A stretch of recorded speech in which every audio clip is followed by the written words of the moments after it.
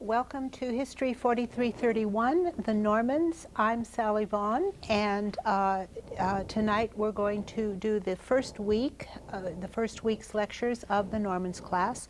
This will consist of 2 lectures. The first will be an introduction and an overview, and the second will be some background to the study of the Normans. We also are we're videotaping this course tonight, and we also have some students on the off-campus centers. I don't believe we're hooked up with them yet, but as we do get hooked up with them, I will be checking in with them. Meanwhile, we have students here in the classroom, beautiful Studio 2 in the basement of the M.D. Anderson Library of the University of Houston. And I'd like to go ahead and start with week 1, the introduction and overview, and then background. Okay, I'd like to start by asking, what do you know about the Normans? Anybody know anything about the Normans? Yes. Oh, touch your mic. You have a microphone on your desk. Please press it and speak into it when you talk. Well, move it closer to you. You can move it. Yeah. Just pull it over to yourself. That's as far as it goes, huh? Okay.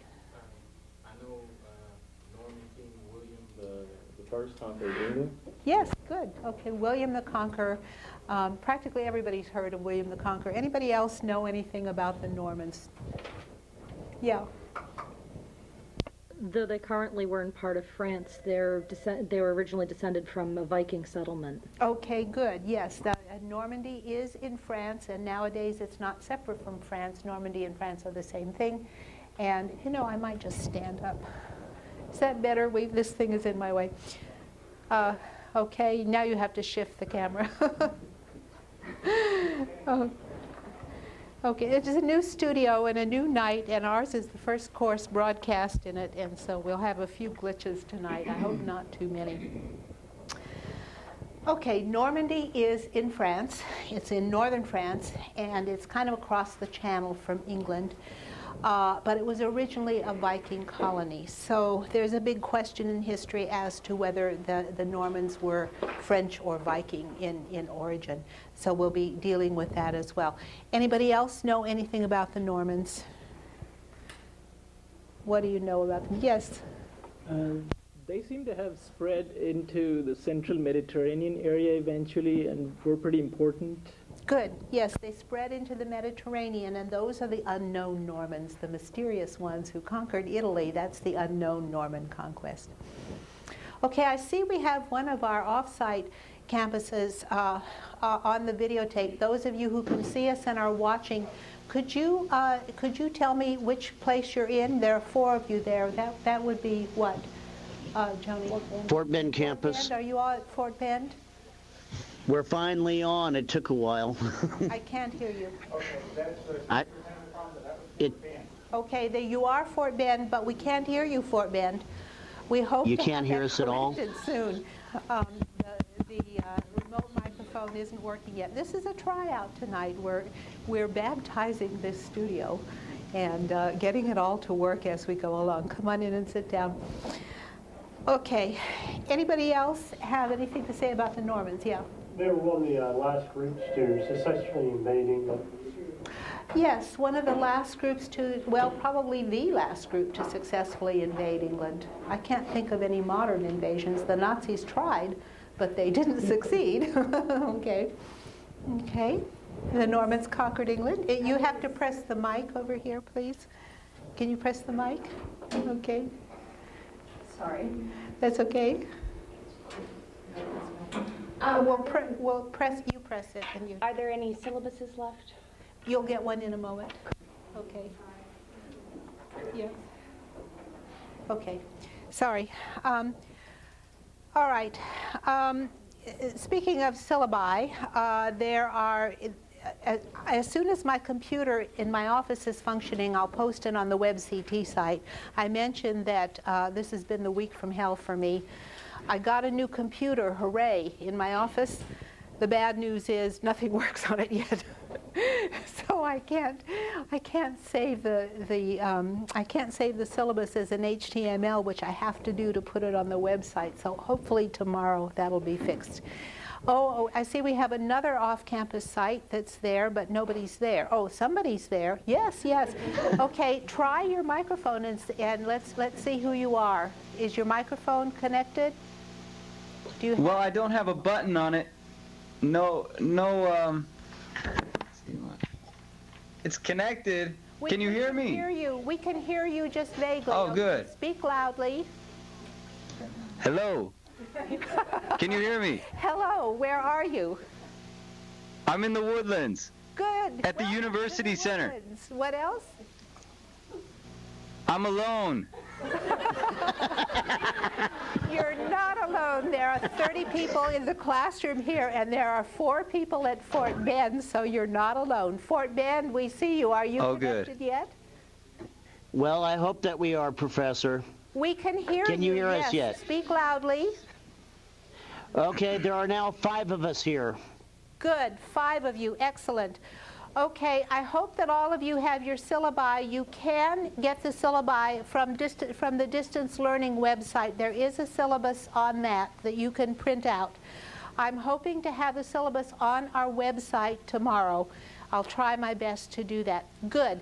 Okay, you may ask me questions anytime during the lecture, those of you in Fort Bend and what was the other site?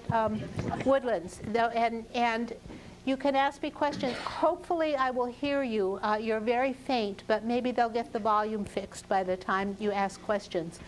And I'll check back with you all.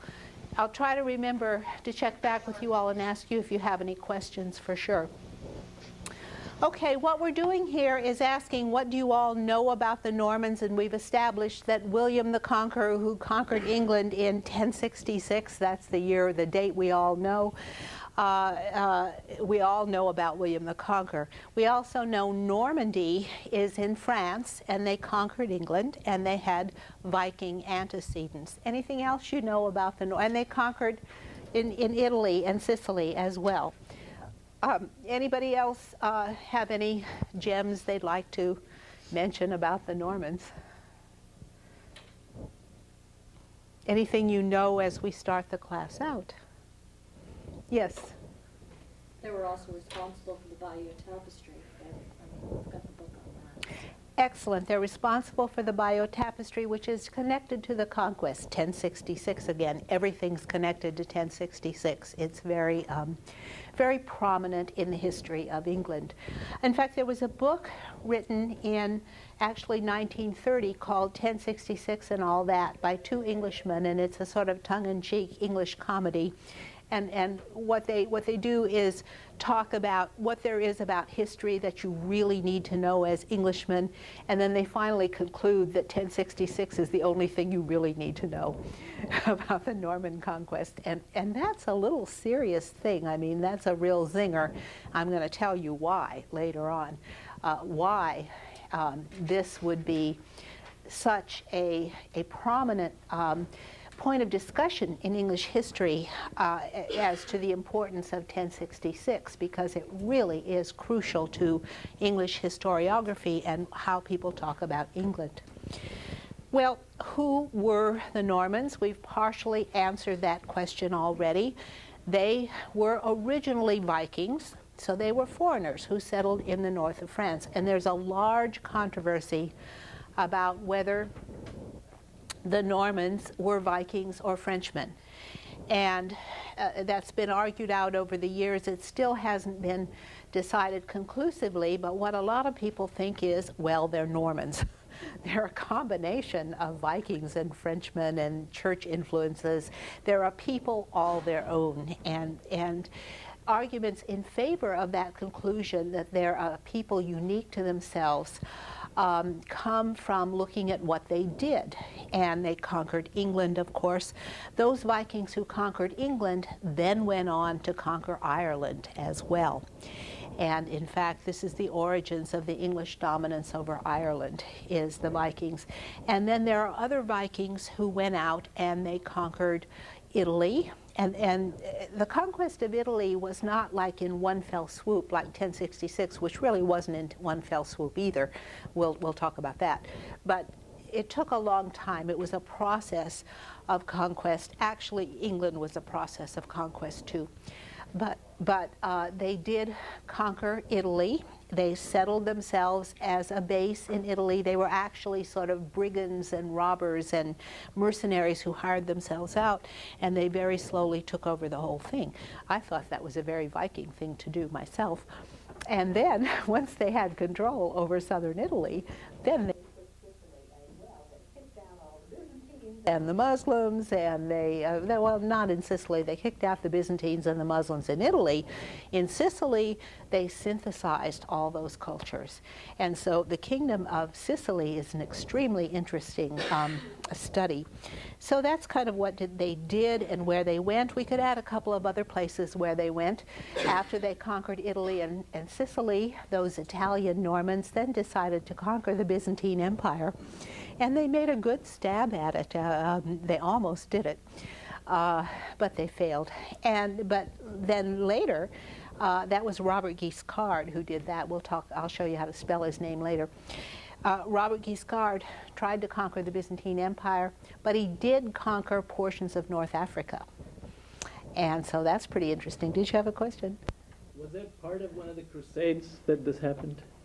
It was during the Crusades, but it wasn't part of the Crusades. It was a kind of separate crusading movement that you might think of. And the Normans are very closely connected to the Crusades because they did go on crusade along with all the other crusaders, and they conquered one significant crusader states. One of the crusader states was Norman and ruled by Normans.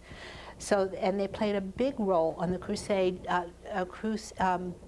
Crusaders came from Normandy and from southern Italy and Sicily. And mostly the people who went on crusades were not prominent people for the most part. They were people who had no inheritance and wanted to make their fortune, a very Viking enterprise again. And so they did that. Well, why are they important? Don't you suspect they're kind of important after I've told you all the things they did? One of the reasons they're important is because the monarchy in England has been virtually continuous since the time of the Normans. The monarchy in England dates itself from the Norman conquest. They're an integral part of English history and a huge part of English consciousness, and part of a huge debate that I'll tell you about later about who is more important, the Anglo-Saxons or the Normans who conquered them, and which one was the founder of the real England. And so this is a wonderful English debate. what were their achievements? We've talked about all their conquests. This is at first the very obvious thing about them that seems like a great achievement to conquer things, but as we know now from the conquest of Iraq, once you conquer a place, that's not the end. You have to control it. And so we'll be talking a little bit about this. How did William the Conqueror conquer England? How did he organize the government? How did he control the rebellious Anglo-Saxons? How did he put down their rebellions and their sniping and their guerrilla warfare? How did he build a new government on different terms in order for the state to survive? And so that's one of the achievements in England. It's an achievement in Normandy, in Italy and Sicily as well, because the duchies in Italy survived quite well. It's the kingdom in Sicily that was so spectacular, and the monarchy created in Sicily was very glorious. It was a beautiful state. The reason we don't know as much about Italy and Sicily is they eventually ended. They kind of blended into the landscape, which is one of the things that happened to the Vikings overall. They tended to blend into the landscape wherever they went. But in England, they remained prominent, and that's why we know much more about the English. Also because we're English-speaking, and so we hear more about the English Normans. But even the Italians sort of let it drop. I mean, they didn't really look at their history as closely as the English did. Okay, I see we have another person at a site. No, this is our person in the Woodlands. This is our person in the Woodlands. Okay, maybe we'll have someone else. We see you. Okay. Now, what was the legacy of the Normans for the modern world? What kind of legacy did they leave? Statecraft and government.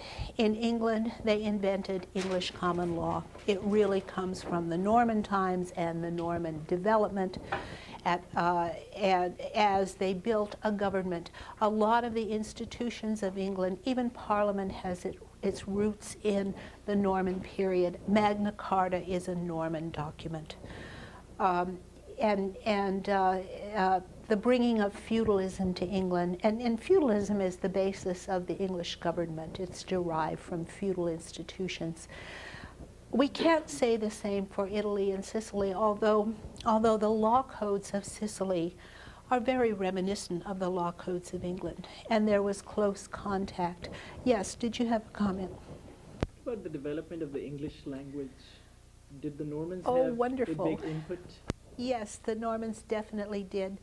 They, you know, at the moment, and we'll talk about this. We'll talk about England at the moment of conquest. What was it like before the Normans got there?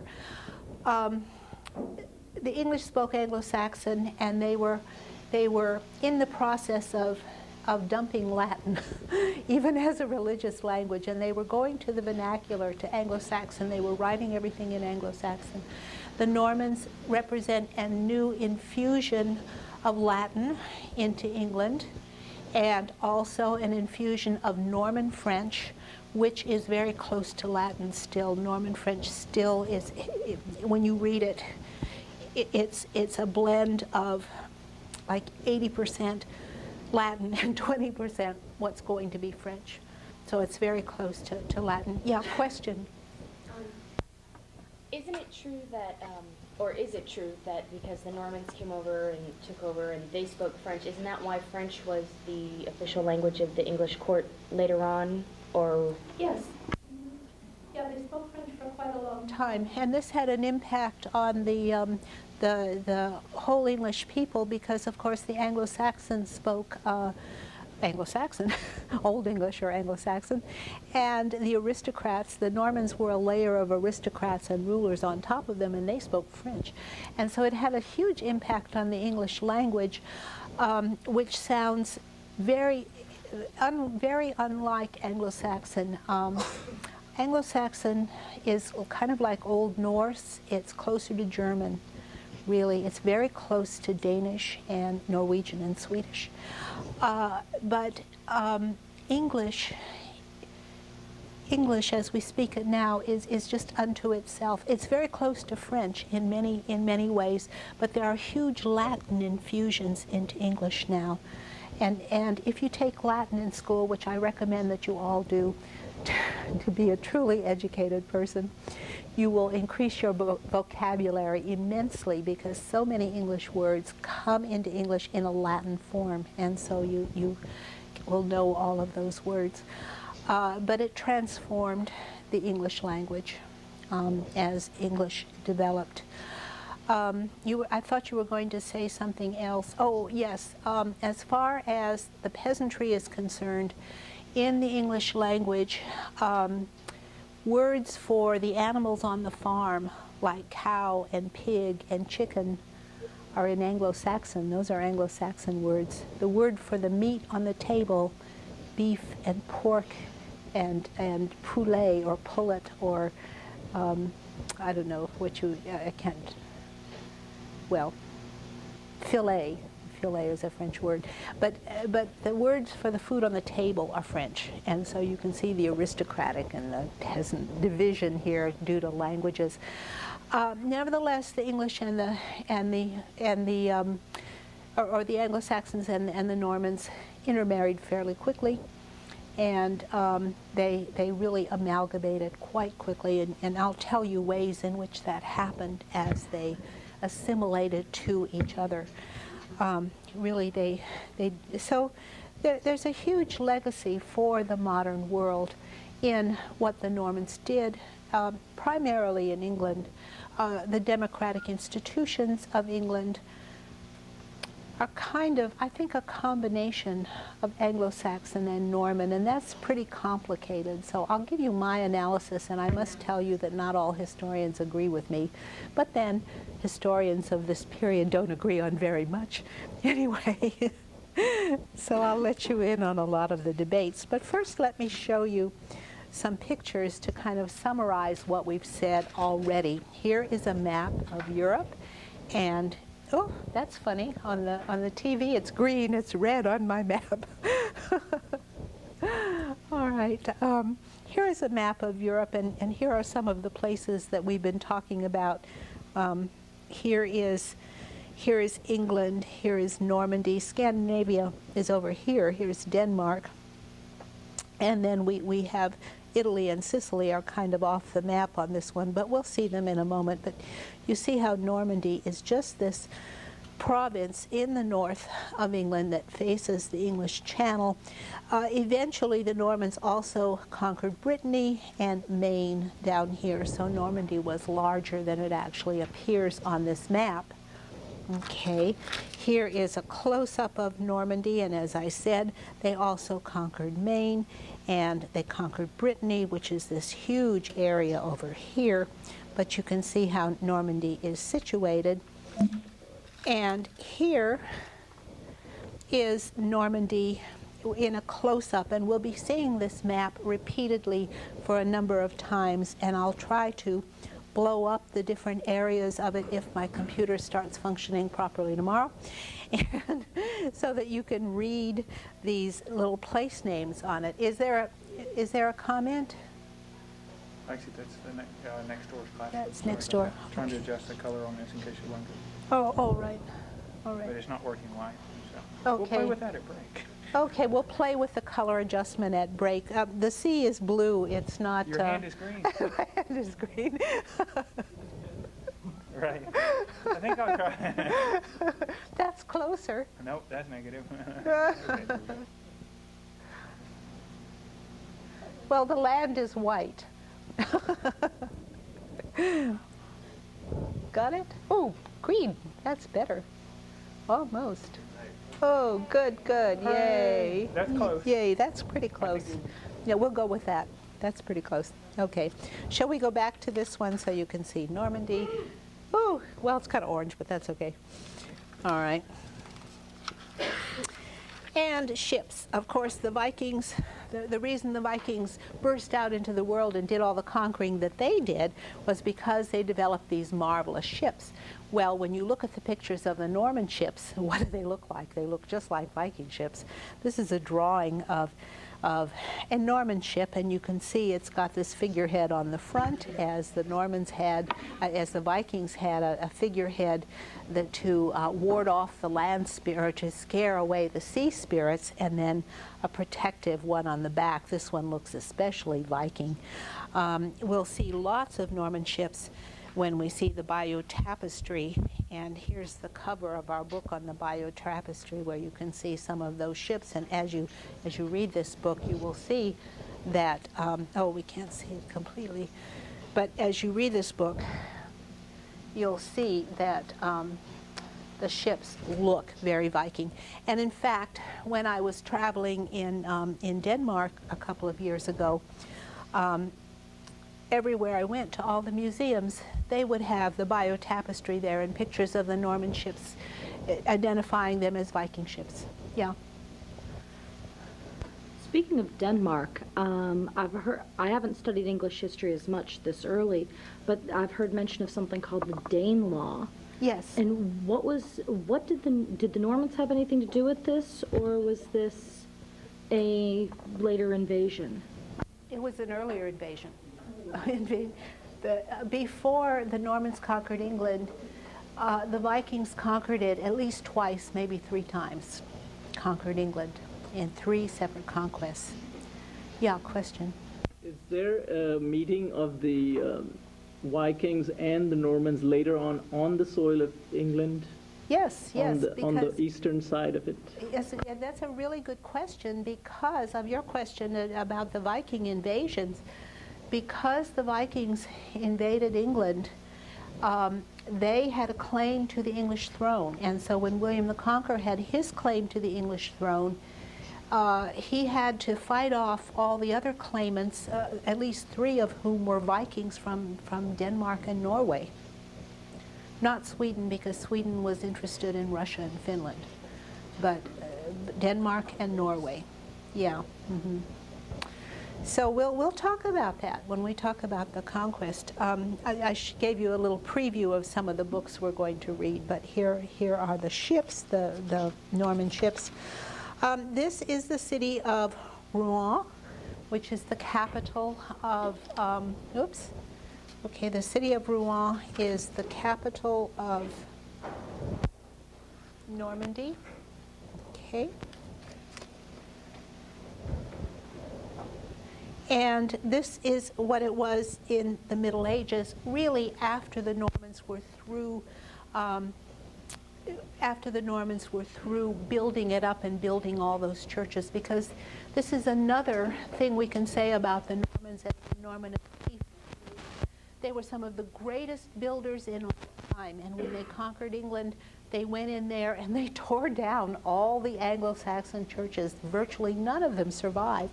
And the Normans built churches and monasteries and castles all over England. And all the medieval were built by the Normans, or at least started by the Normans. Started that building. And in the guidebook of England, a really expensive one that has all the little towns and has pictures. I had one at one time and I lost it, but every town had a Norman church, and so that virtually every town would have something. Oh, okay.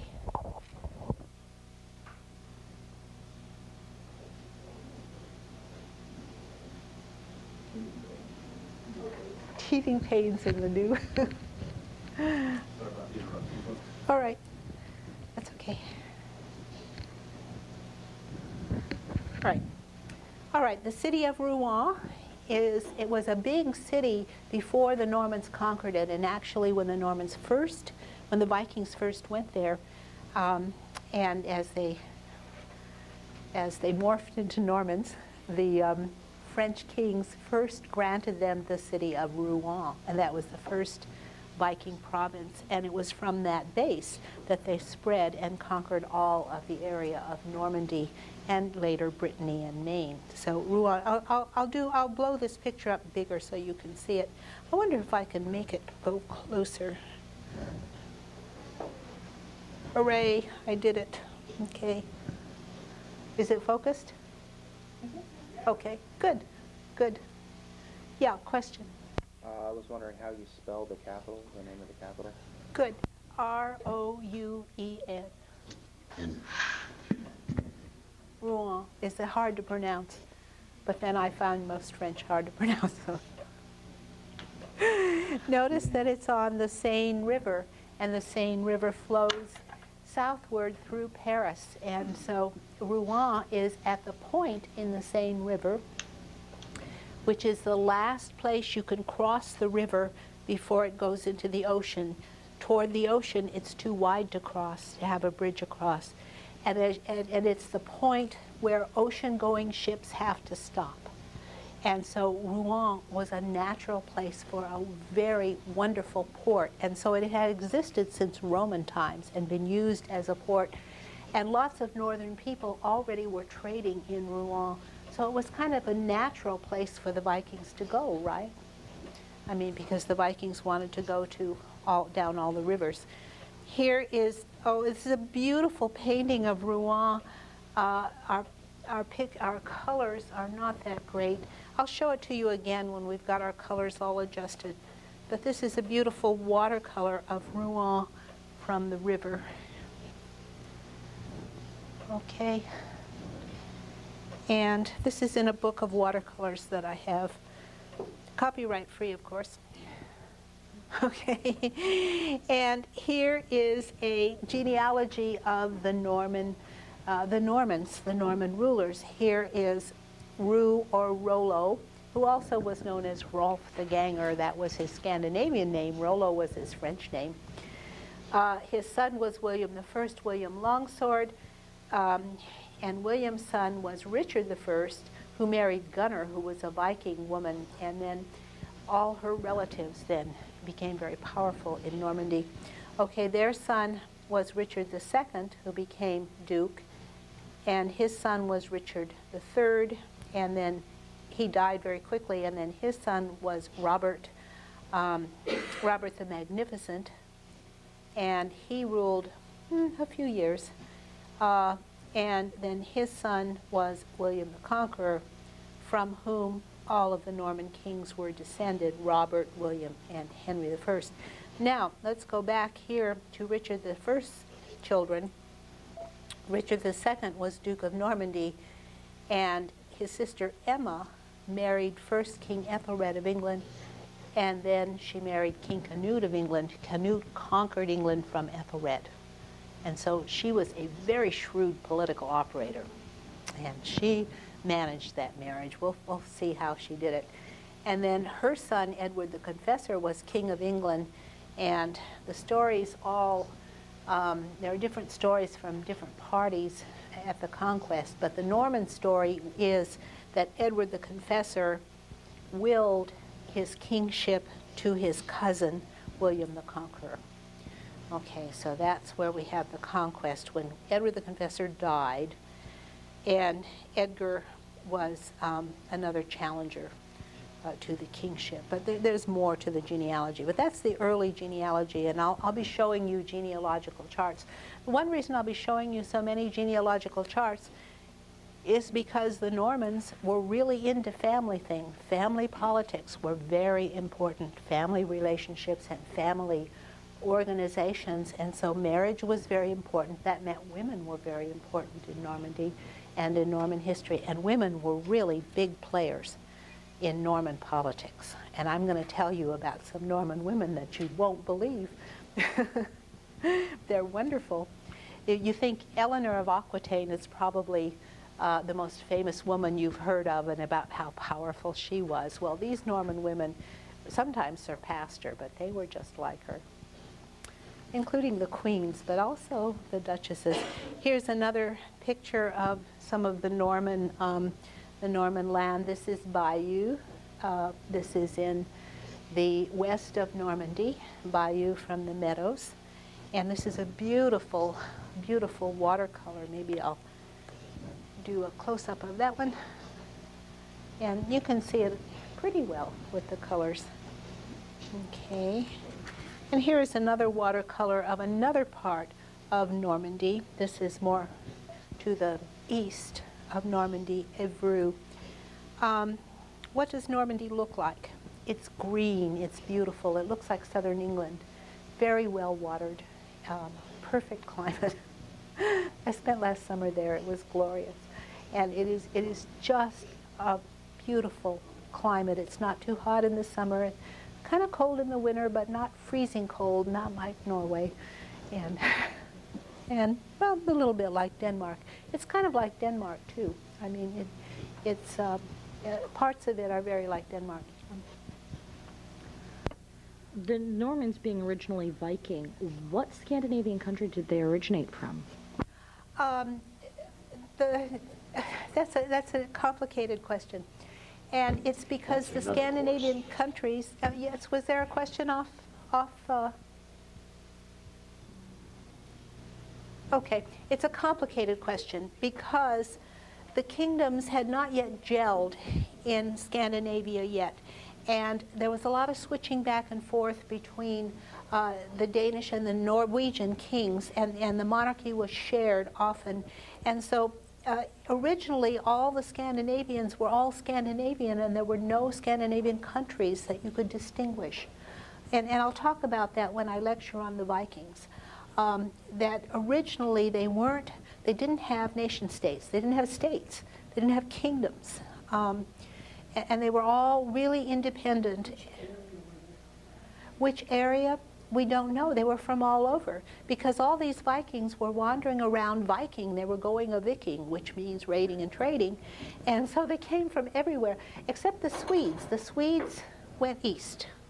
But the Danes and the Norwegians sort of all both together, mixed all up in groups, and went together. So some of them were Danes and some of them were Norwegians, but they themselves didn't really make a distinction between the two.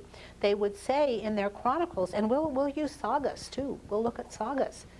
Some of the chronicles say, so-and-so was from this particular region, and they won't say whether it's in Denmark or Norway, but you have to know where it is to know if he's from either Denmark or Norway.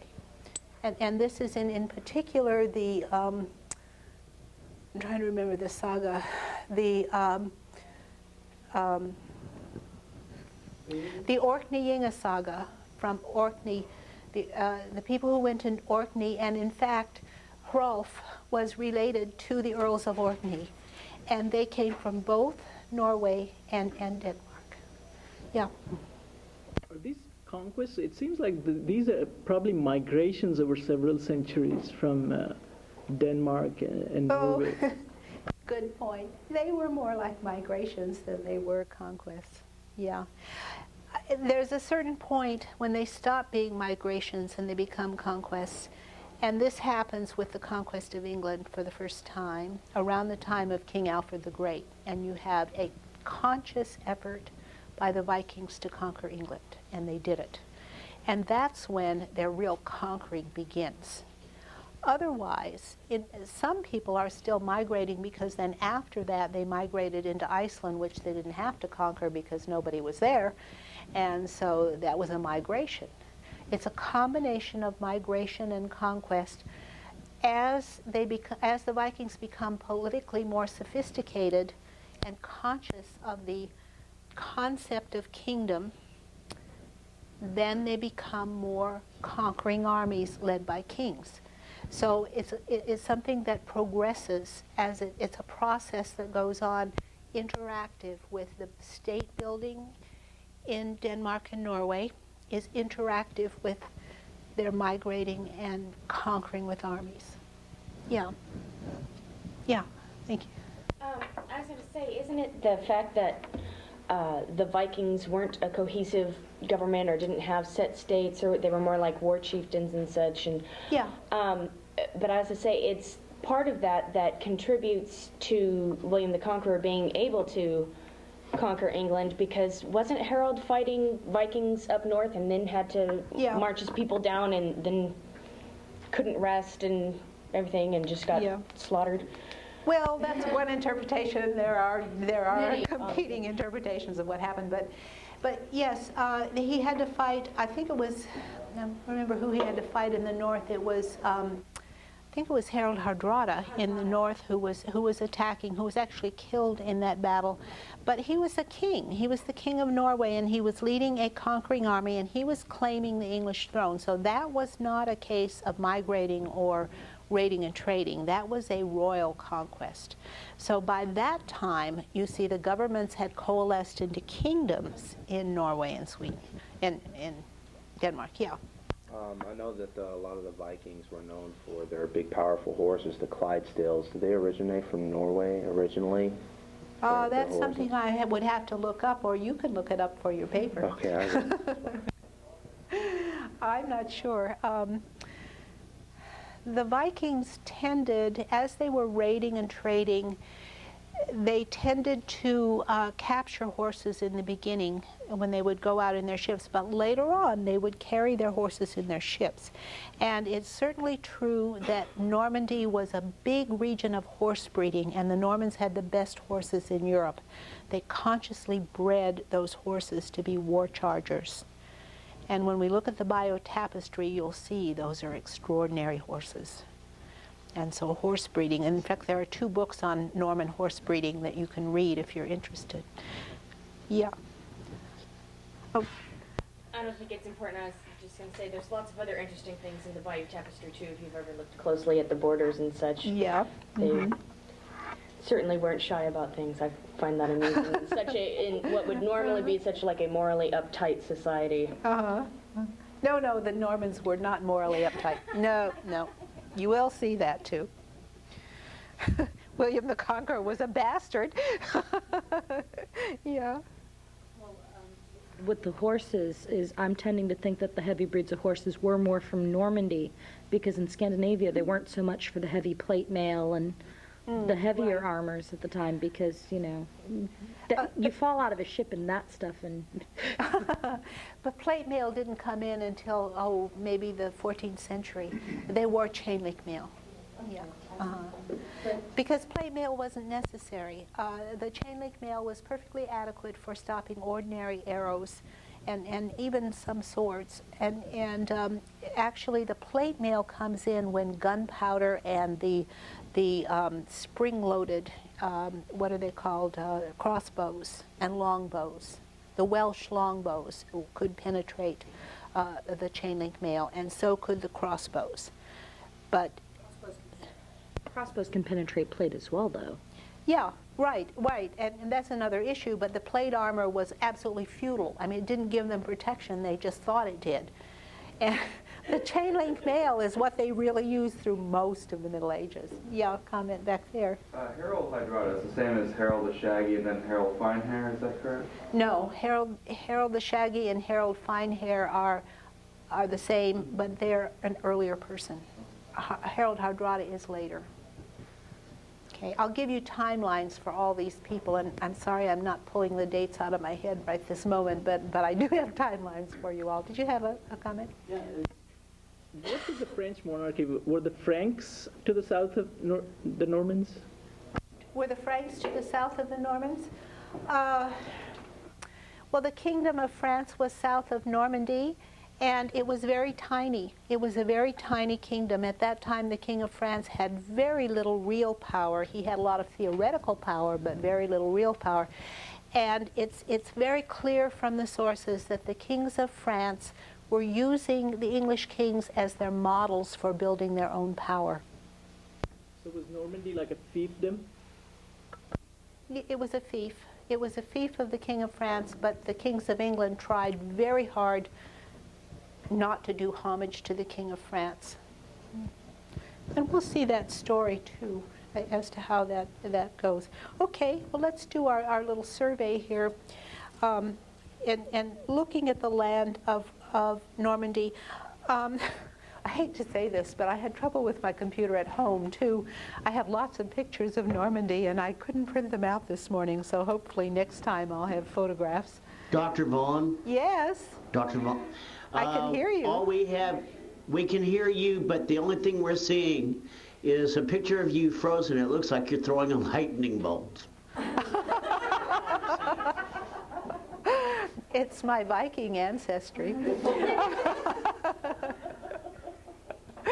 Okay, we just let our director know. Yeah, I'll call the tech support. They may reboot it, so they may lose audio for a few seconds, or about maybe half a minute while we reboot. Okay, we're going to reboot. I was going to say, how long? It'll just take a few seconds to reboot. We hope. We hope. Okay. You'll have audio. You might not have a picture. Okay, maybe we'll wait just a second. Can you tell me when you're rebooted? We'll do our best to. Okay. We're watching. Okay. All right, here is another picture of Normandy. This is one of my favorite pictures. Again, it's a watercolor, and it's just, Normandy is so beautiful and so rich. No wonder the Vikings wanted to go there and conquer it or infiltrate it. They conquered it, actually. They did conquer Normandy, and it was a conscious conquest by the Norman dukes. It's just beautiful. The land is very rich and agricultural. Apples are a wonderful crop, and they also have it's dairy country. It's a wonderful land of cheese and cream and butter. And okay, far side disconnected. They're still working on it. And it's I'm trying to think of the other products of fish. Oh, the fish is glorious. The fresh vegetables, and it is just a rich land of milk and honey. In northern France, oh yes, because they're along the coast, and the fish of the English Channel. Oh, you go into the fish markets of those little villages, and they're just fresh fish and shellfish spread out. It's just wonderful. Wine, yes, of course, Calvados comes from Normandy. And your favorite cheese, Camembert, is a Norman cheese. Yeah. Does trade develop with the Baltics at this time, or is it later? Trade was already well established by this time. The Vikings established that trading network throughout the Baltic. Yeah. So there was lots of trade. Okay, we're still waiting to see if we get our other site back on. Castles. The Normans built castles everywhere they went. Where did castles originate? We're not sure, but they're a major part of feudalism. And this is the castle at Rouen. And so castles are a part of the Norman conquest. Wherever they went, they built castles. It's also a larger part of feudalism throughout France. There's castle building throughout France as well. Yeah, question. Was it actually castles, or was it more keeps? Because I've heard that the Norman keeps were basically like 2 rooms, and you've got the dining hall where everyone... Well, a keep is a castle. I mean, a keep is a castle. But it's the original rudimentary castle. It is the Norman keep. And then later they build a wall around it, and you have a castle complex. But the keeps were castles, and they were defensive structures to control the countryside. And they were in England as well. Dr. Vaughn? Yes. Are you back? We're back, but you're still frozen with the lightning bolt.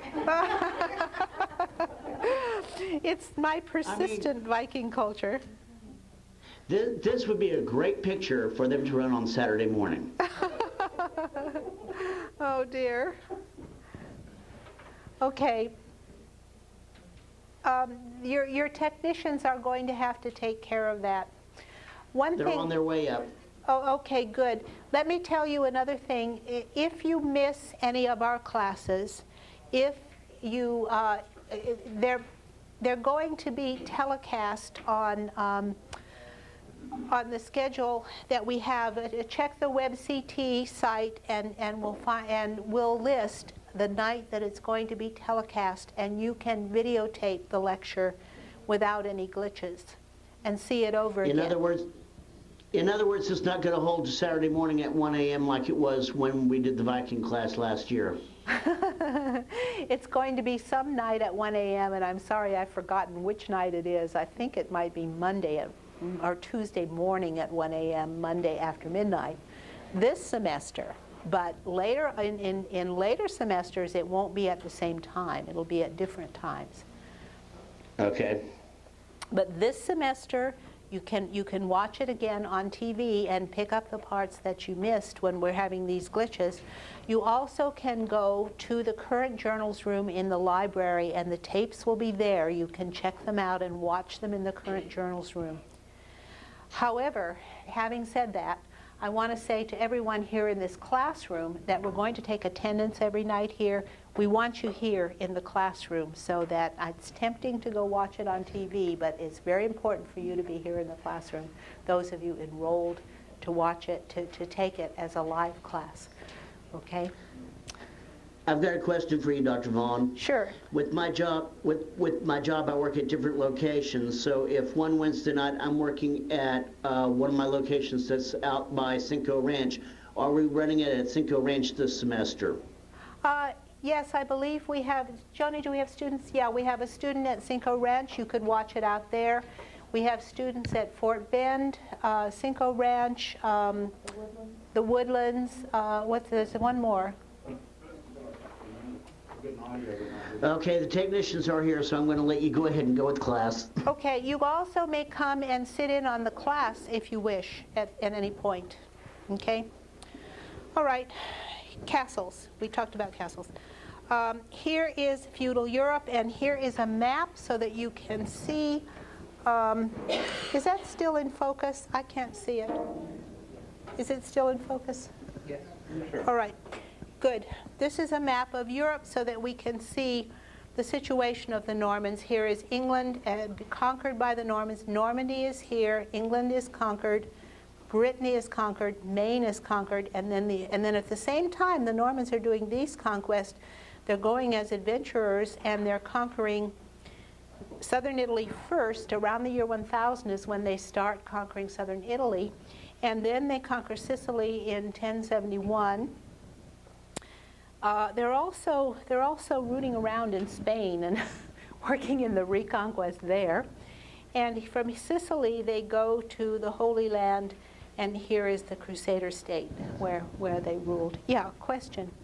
Yeah, it looks like they didn't really conquer the northern part of England. Is that due to the Scots, or they put up a pretty big fight, or that is Scotland.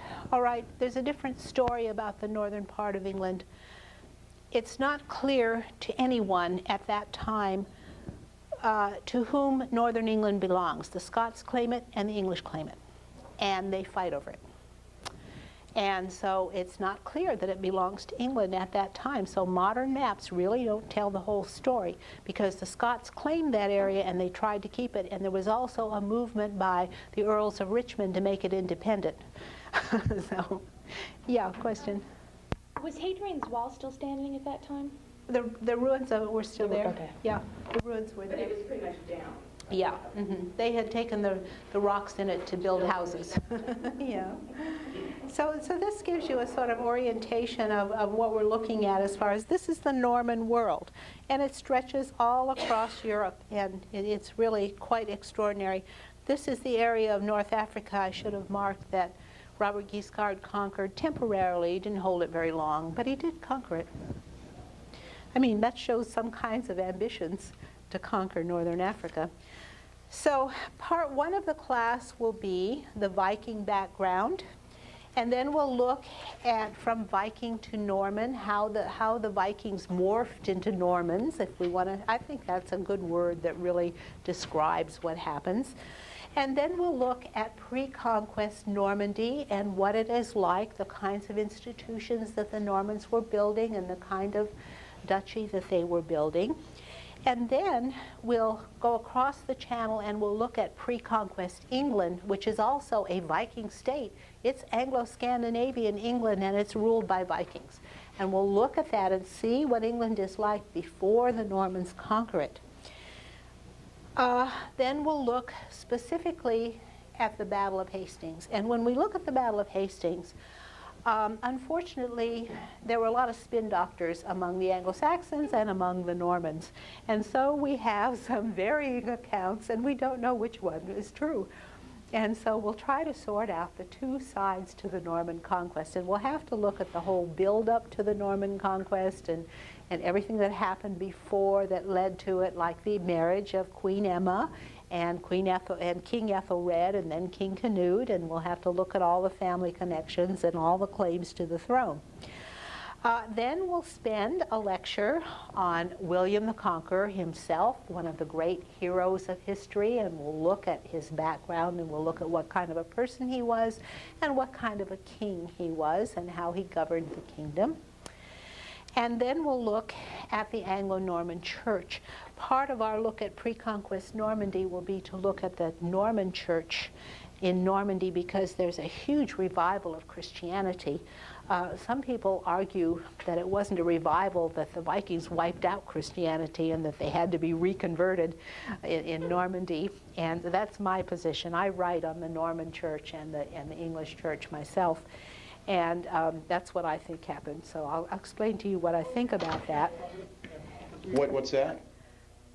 Yes? Okay.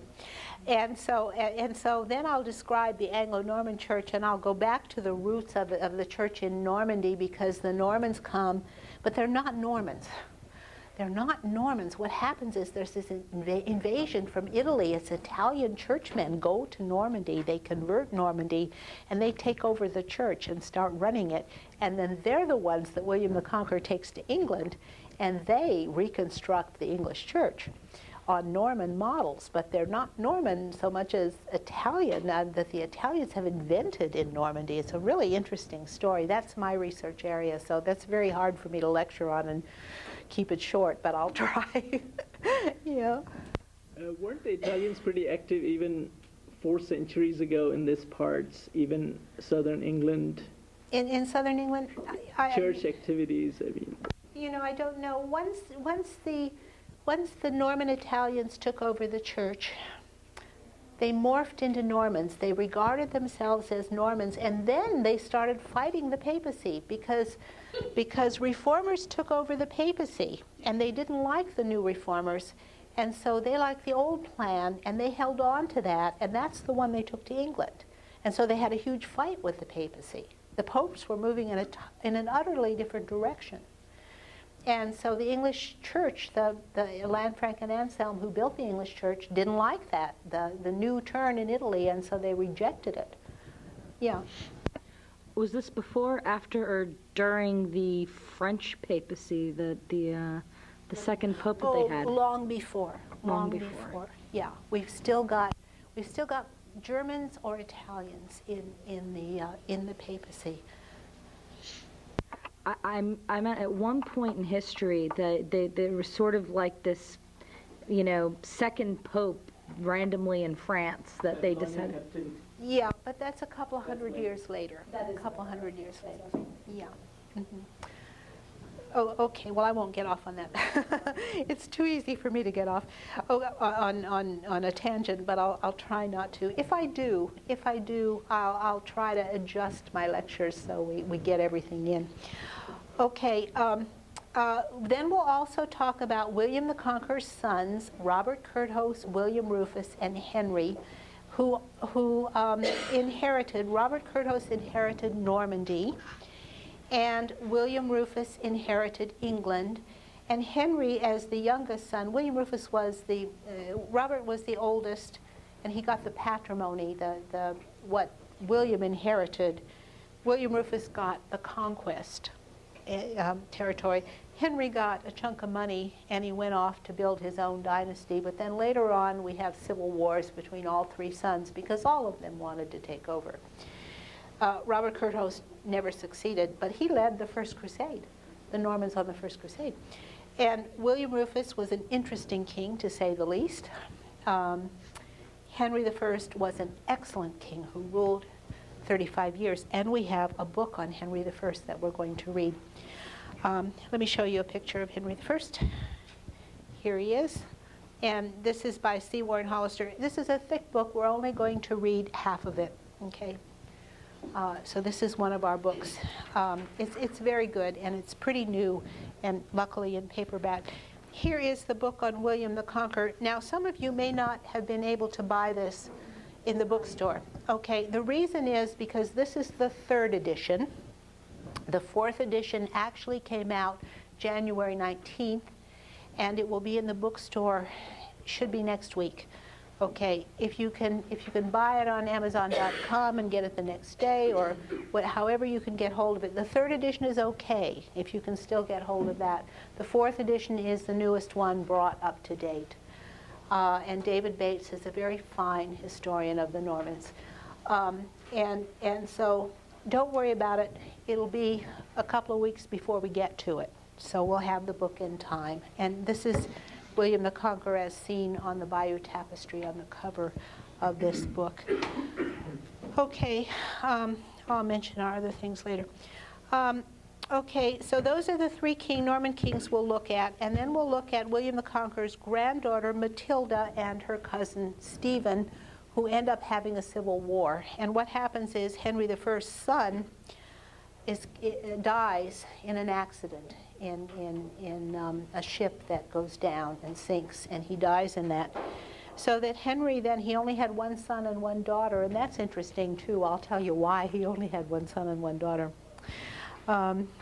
Anyway, so his daughter Matilda he named as his heir, but before she could claim the throne, when Henry died, Henry's nephew Stephen jumped on his ship, raced to England and grabbed the throne and was crowned before Matilda could get crowned. And once he was crowned king, he had a good claim, and so they had a civil war.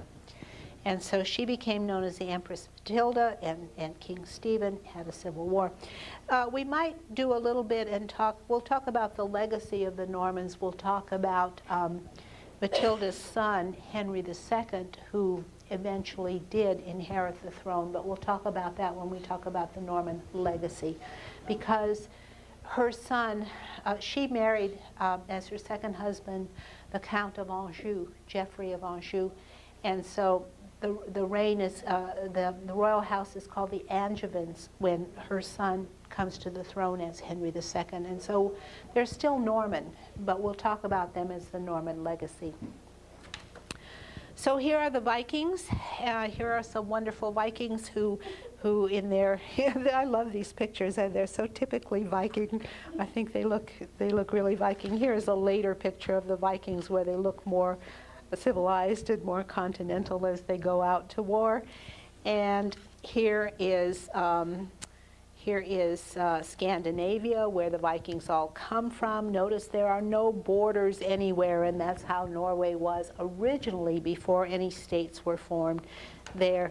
Here is the land of ice and snow that the Vikings came from, and we'll do a lecture on the Viking background, and we'll examine what they're like. Here is the land of ice and snow and fjords, where they're from, and that kind of controls, the environment controls what they turn out to be like. It shapes their personality very much. This is the grave of now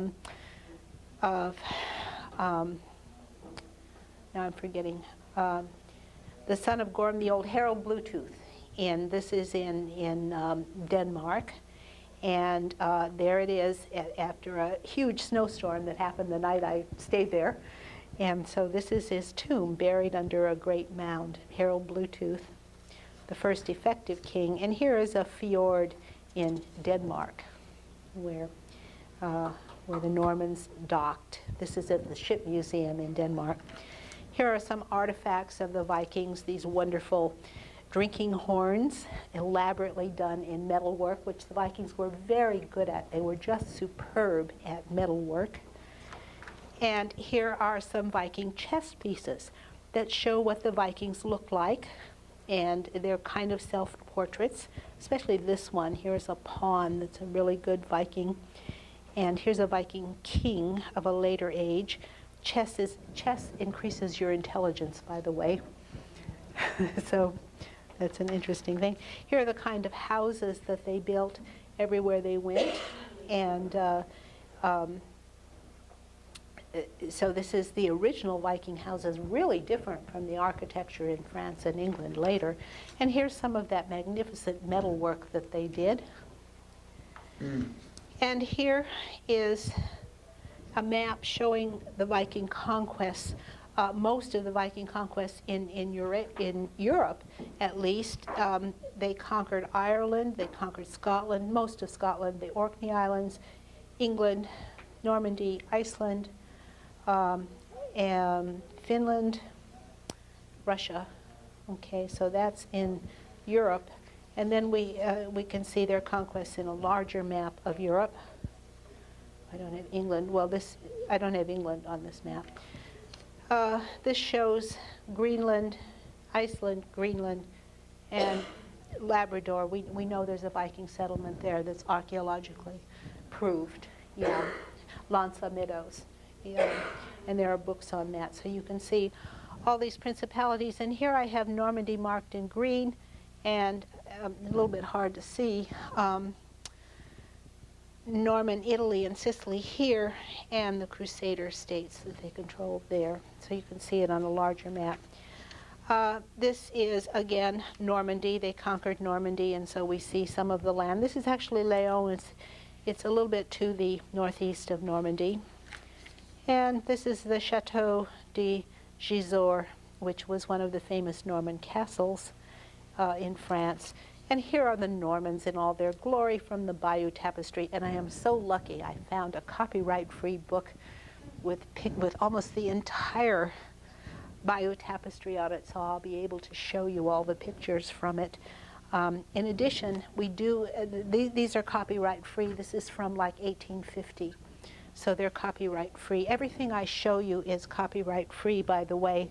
And I even brought a book to show you where I'm getting all my pictures, because they're all copyright free. This book is falling apart. Rouen, and it's in French. And here it is. Here it's full of pictures, so I'll be using a lot of pictures from this book. It's a history of Rouen in Normandy, and this is the Norman castle of Rouen. So these are the kinds of books I'll be using. Here's the date, 1877.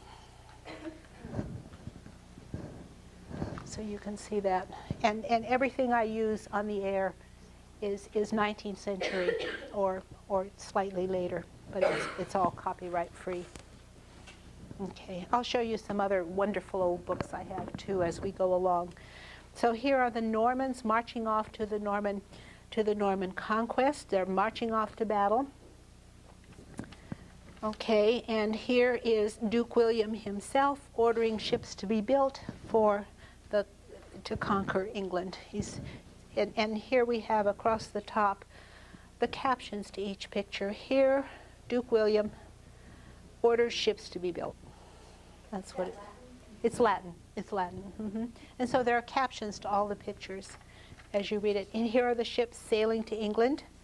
The ship with the dragon head, the sails, and carrying the horses. They took their horses across to the conquest of England.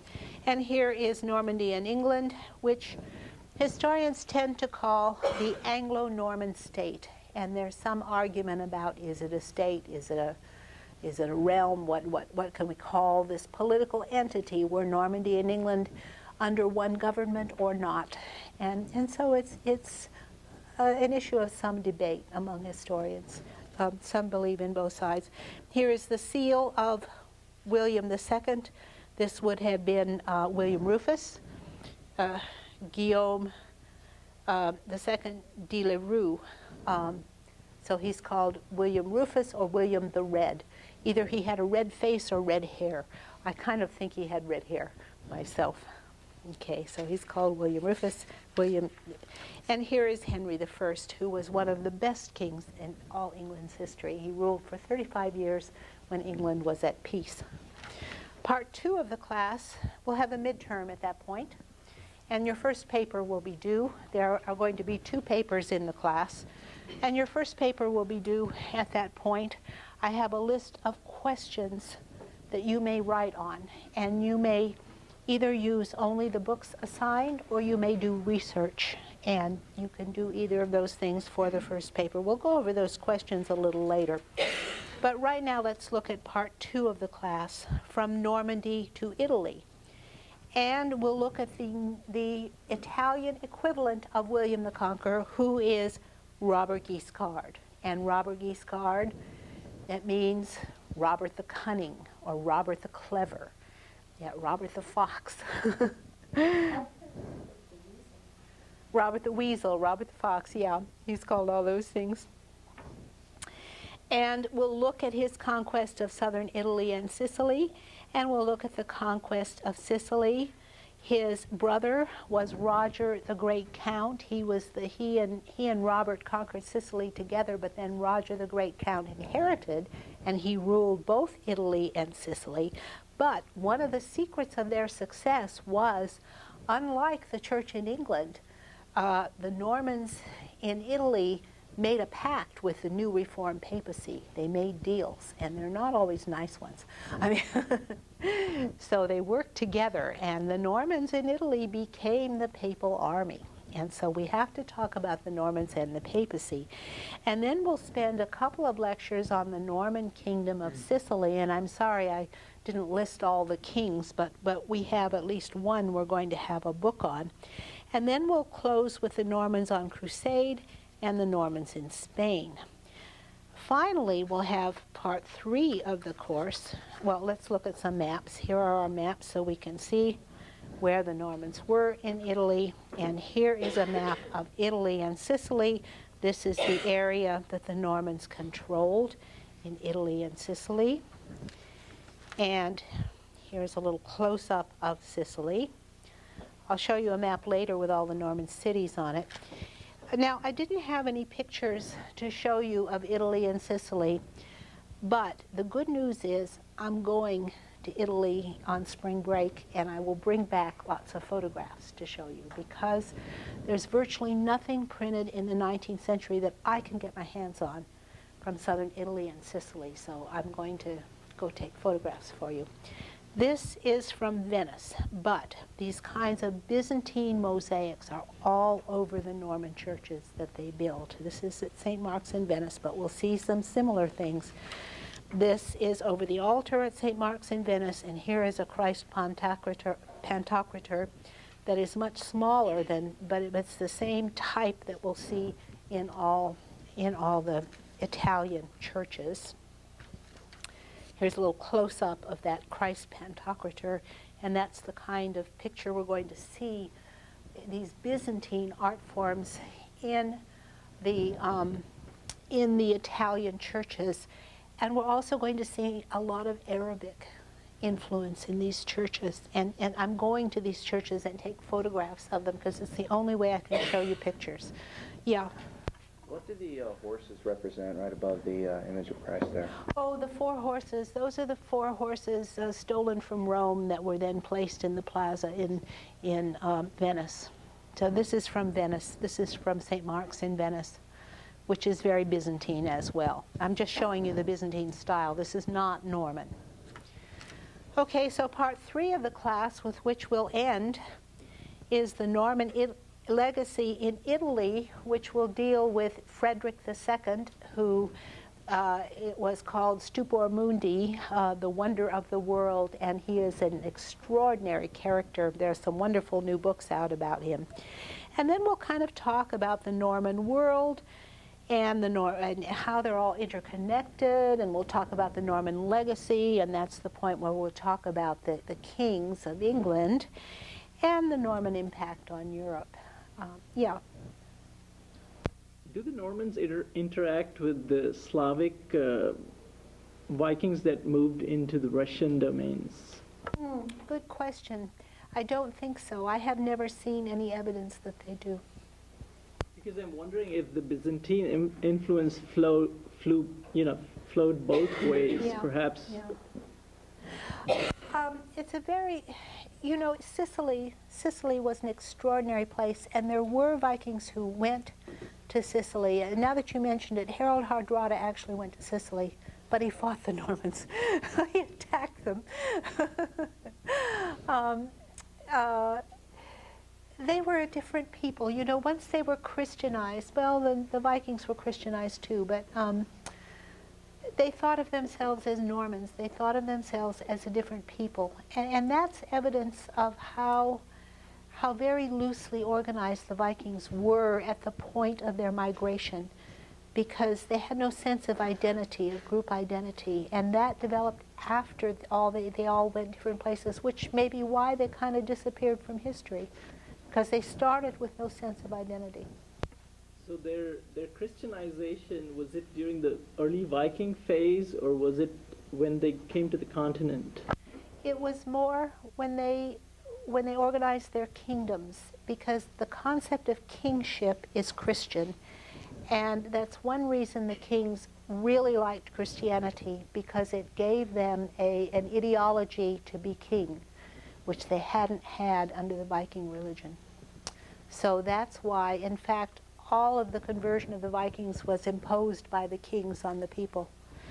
Well, let me kind of wind up right here.